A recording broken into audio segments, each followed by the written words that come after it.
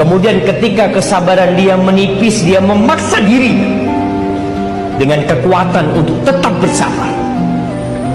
Kemudian dia mulai meneteskan air matanya, membasahi pipi dan bantalnya. Air mata itu bukan tanda kelemahan, tapi itulah kasih sayang yang Allah berikan pada para wanita. Karunia yang diberikan Sang Pencipta untuk mematikan api membara di dalam diri. Karunia dari Allah untuk dialirkan ketika kondisi begitu keras yang dia hadapi. Itulah yang dia miliki ketika dia terluka. Untuk mengobati lukanya, air mata tersebut adalah salah satu sumber kekuatan bagi para wanita untuk memulai hidupnya, melanjutkan perjalanan yang masih panjang buat dia. Target yang ingin dicapai, la'allakum tattaqun, supaya kamu takut kepada Allah Subhanahu wa taala. Pada siang Ramadan, takut makan padahal makanannya halal, takut minum padahal minumannya halal, takut mendekati istri padahal sah dan halal. Kalau pada bulan Ramadan kau takut kepada yang halal, maka di luar Ramadan takutkah engkau kepada yang haram? Bagaimana dengan sogok? Bagaimana dengan riswah? Bagaimana dengan upeti? Bagaimana dengan gratifikasi? Kenapa selama Ramadan kau takut meminum kumur-kumur wudu'mu? Kenapa di saat Ramadan kau berada di dalam tempat yang sempit, di dalam toilet, tidak ada satupun yang mengawasi, kau takut? Tapi kenapa begitu keluar di bulan Syawal, Zulqa'dah dan Zulhijjah, yang haram kau ambil kembali? Bukankah Allah yang kau sembah di bulan Ramadan Allah yang sama dengan yang kau sembah di bulan Syawal, Zulqa'dah, Zulhijjah, Muharram, Safar, Rabiul Awal? Kita memiliki alasan masing-masing untuk memulai petualangan. Ada yang memulai karena patah hati, ada yang karena ingin menemukan jati diri, ada yang karena mencari rezeki, ada juga yang karena ingin melihat keindahan Ibu Pertiwi. Apapun itu, jadikan keinginanmu bertualang alasan untuk bergerak. Jangan sampai tidak bergerak karena banyak alasan. Petualangan tidak membutuhkan kerumitan. Cukup dirimu, niatan, serta waktu dan uang yang cukup. Hasil akhirnya takkan membuatmu rugi, karena petualangan adalah sesuatu yang takkan pernah habis untuk diceritakan. Sediakan waktu berkualitas ya, buat anak-anak kita. Jangan sampai memori seperti ini kelewatan. Ya. Cari ide-ide kreatif yang kecil-kecil yang membahagiakan. Karena kemarin banyak orang tua baru rajin nge-WA ke anak-anaknya setelah melihat cerita ini. Ada seorang ibu menteri terbang ke Inggris hanya untuk memeluk anaknya dan jalan-jalan curhat seharian mendengar cerita kami. Nah, jangan sampai nunggu dulu ada sebuah hikmah.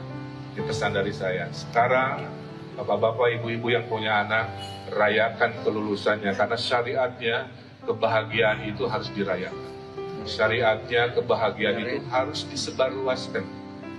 Apakah dengan makan-makan, foto-foto, cari momen-momen sederhana supaya ingat mereka bangga punya orang tua, bapak ibu yang selalu hadir dalam momen-momen istimewa anak-anak.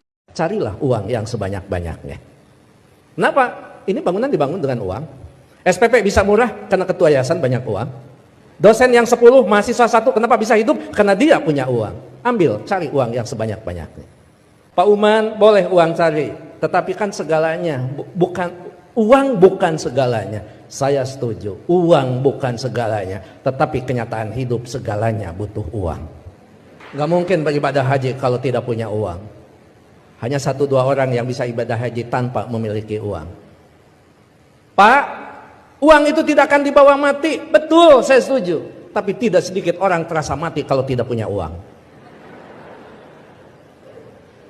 Pak, uang itu hanya akan menjadikan masalah. Setuju, tapi banyak masalah yang harus diselesaikan dengan uang. Pak, kalau sudah cinta, nggak ada urusan uang. Betul, tapi kalau cinta ada uang, itu lebih indah. Perjalanan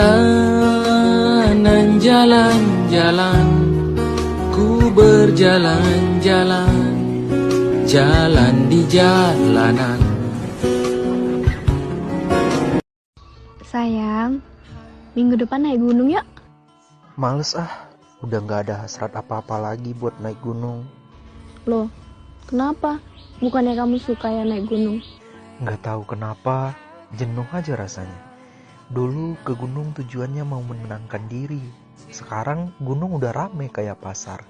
Dulu ke gunung ingin menyegarkan mata, sekarang gunung udah penuh dengan sampah. Dan kamu tahu nggak apa yang lebih sampah dari sampah-sampah yang berserakan di gunung itu? Ialah orang-orang yang mengaku pecinta alam, tapi membuang sampahnya sembarangan di alam.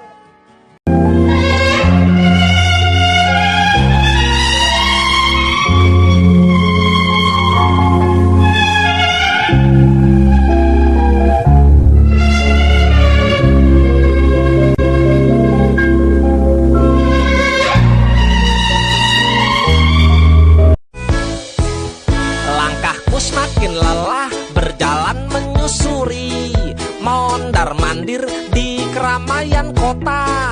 Hati yang bingung, lamaran kerja ditolak. Enggak tahu kenapa mesti kurang syaratnya. Andai saja aku punya harta yang melimpah, aku takkan terhina. Pikir-pikir daripada ku melamar kerja, lebih baik melamar kamu. Iha, tungguin Neng, ntar abang halalin OTW. Iha. Bapak jangan iya doang Pak. Ini Bapak sebenarnya pendor apa calo sih? Keseringan katanya survei. Katanya orang A1. Gini kan calo juga. Bagaimana tuh lah Neng tadi? Jangan iya doang. Ngomong kagak, disurvei. Orang ada kabarnya, orang mah kagak jadi ya bilang. Ngomong-ngomong calo juga kayak ini. Kadang-kadang begitu sih orang. A1, pendor, calo jatohnya. Pernah nggak nyesel bantu orang lain gara-gara ternyata orang itu akhirnya nyakitin perasaan kita? Duh, saya nyesel dulu bantu dia. Duh, tahu gitu nggak bakalan saya mau baik-baikan sama dia. Duh, nyesel juga saya kemarin udah nolongin dia segala macam. Gimana? Apakah kita merasa amal kita jadi sia-sia? Enggak. Begitu kita merasa dikhianati, disakiti, dianggap bukan siapa-siapa, nggak ada apa-apanya, kita tinggal mengatakan hasbiyallah. Bagi saya cukup balasan dari Allah Subhanahu wa taala, bukan balasan dari manusia. Karena yang punya segala-galanya adalah Allah. Yang maha tahu yang terbaik untuk kita siapa? Yang menentukan segala-galanya siapa? Pemilik segala-galanya siapa? Allah. Semuanya milik Allah, dalam kekuasaan Allah.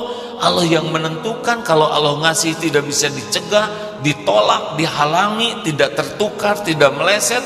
Kalau Allah tidak ngasih, tidak akan pernah terjadi. Walaupun sejagat ini bergabung, nggak akan. Penguasa itu hanya satu. Innallaha ala kulli syai'in qadir.